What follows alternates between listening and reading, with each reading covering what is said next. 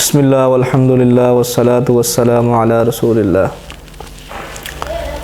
تبارک الذی بیدہ الملک وهو علی کل شیء قدیر الذی خلق الموت والحیاة لیبلوکم ایکم احسن عملا۔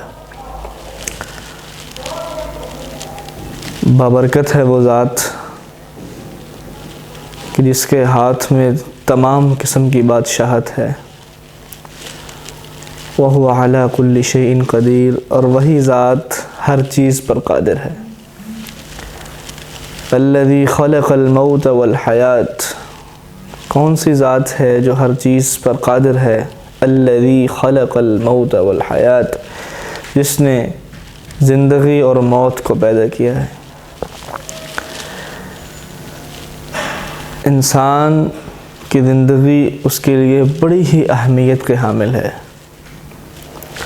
اور انسان کی زندگی انسان کے لیے اس قدر فائدہ مند ہے کہ انسان اگر اس کو حقیقت پسندگی کے ساتھ گزارے تو انسان ان لوگوں میں سے ہو سکتا ہے کہ جن کے چہرے دوسری زندگی میں قیامت کے دن شاداب اور خوشحال چہرے ہوں گے، اور اسی زندگی کو اگر انسان فضولیات میں اپنی مرضی کے مطابق اور اس طرح کے نعرے لگاتا ہوا گزارے گا کہ یہ زندگی میری ہے، میں جیسے چاہوں اسے گزاروں، تو اللہ سے ڈریں انسان کہیں ایسا نہ ہو کہ ہم ان لوگوں میں سے ہو جائیں کہ جو کل قیامت کے دن یہ کہہ رہے ہوں یا لیتنی کنت ترابا، کاش کہ میں مٹی ہی ہوتا،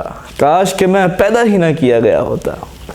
انسان کی زندگی کا چھوٹے سے چھوٹا یونٹ بھی انسان کو بڑے سے بڑا فائدہ دے سکتا ہے۔ اگر آپ انسان کی پوری زندگی کی اہمیت کا اندازہ لگائیں تو آپ انسان کی زندگی کیا ہے اس انسان سے پوچھیں کہ جسے آخری سانسوں کے اندر کلمہ نصیب ہوا ہو۔ انسان اگر اپنی زندگی کے 1 سال کی اہمیت کا اندازہ لگانا چاہتا ہے تو اس طالب علم سے پوچھے کہ جس نے سارا سال امتحان کی تیاری کی اور آخری وقت میں آ کر وہ ناکام ہو گیا۔ انسان اپنی زندگی کے 1 مہینے کی اہمیت کا اندازہ لگانا چاہتا ہے تو اس ماں سے پوچھے کہ جس نے 9 ماہ بچے کو پیٹ کے اندر رکھا اور قبل از وقت اسے زچگی کے مقام سے گزرنا پڑتا۔ اگر انسان 1 ہفتے کی اہمیت کا اندازہ لگانا چاہتا ہے تو اس بندے سے پوچھے کہ جس کی ہفتے کے اندر یہ روٹین ہے، ایسا ایڈیٹر یا اخبار کا ایسا ایڈیٹر، اخبار میں اس کے بعد جو میگزینز ہوتی ہیں اس کے اندر اس کے جو ایڈیٹرز ہیں ان سے 1 ہفتے کی مصروفیت پوچھیں کیسی ہے کہ جو پل پل 1 سیکنڈ خبریں اور باتوں کے لیے دوڑتے اور بھاگتے ہیں۔ انسان اگر اپنی زندگی کے 1 دن کی اہمیت کا اندازہ لگانا چاہتا ہے تو اس فقیر سے، اس مزدور سے پوچھے کہ جو صبح کے وقت مزدوری کے لیے جاتا ہے، گھر بچے بھوکے ہیں، سارا دن گزر گیا اور شام کو خالی ہاتھ واپس آ گیا، اسے کام نہیں ملا۔ یہی زندگی کا انسان اگر اس کے 1 دن کے بعد 1 گھنٹے کی اہمیت کا اندازہ لگانا چاہتا ہے تو اس انسان سے پوچھے، اس شادی شدہ جوڑے سے پوچھے کہ جس کی شادی ہوئی ہو اور وہ 1 گھنٹہ بھی اپنی بیگم کے بغیر نہیں رہ سکتا، اس کی محبت کا اندازہ لگائیں۔ انسان اپنی زندگی کے 1 دن تو کیا ہے، 1 گھنٹے کی اہمیت کا اندازہ لگانا چاہے، 1 منٹ کی اہمیت کا اندازہ لگانا چاہتا ہے تو انسان اس بندے سے ملے اور اس سے پوچھے جس کی ٹرین چھوٹ گئی ہو۔ انسان 1 سیکنڈ کی اہمیت کا اندازہ لگانا چاہتا ہے تو اس سے پوچھے کہ جو بال ایکسیڈنٹ سے بچا ہو۔ انسان اپنی زندگی کے 1 سیکنڈ کے 100ویں حصے کا اندازہ لگانا چاہتا ہے تو اس انسان سے جا کر پوچھے جو اولمپک ایتھلیٹ جو اتنے سے فرق سے گولڈ میڈل سے رہ گیا۔ زندگی کے مالک ہم نہیں، زندگی کا مالک صرف اللہ ہے۔ الذی خلق الموت والحیات، میں نے ہی اس زندگی کو پیدا کیا ہے اور میں نے ہی موت کو پیدا کیا ہے۔ جب زندگی اللہ نے پیدا کی ہے، موت اللہ نے پیدا کی ہے، پھر میں اور آپ کون ہوتے ہیں اس زندگی کو اپنی مرضی سے گزارنے والے، اپنی مرضی سے بسر کرنے والے؟ سورۃ الفرقان کے اندر اللہ نے اصول قائم کر دیا ہے، لا یملکون موتا، یہ موت کے مالک تم نہیں ہو، ولا حیاتن، اور زندگی کے مالک بھی تم نہیں ہو، تو تم کون ہوتے ہو اس زندگی پر اپنی مرضیاں چلانے والے؟ جب زندگی اس اللہ نے دی ہے تو یہ گزارنی بھی اس اللہ کی مرضی سے ہی ہے۔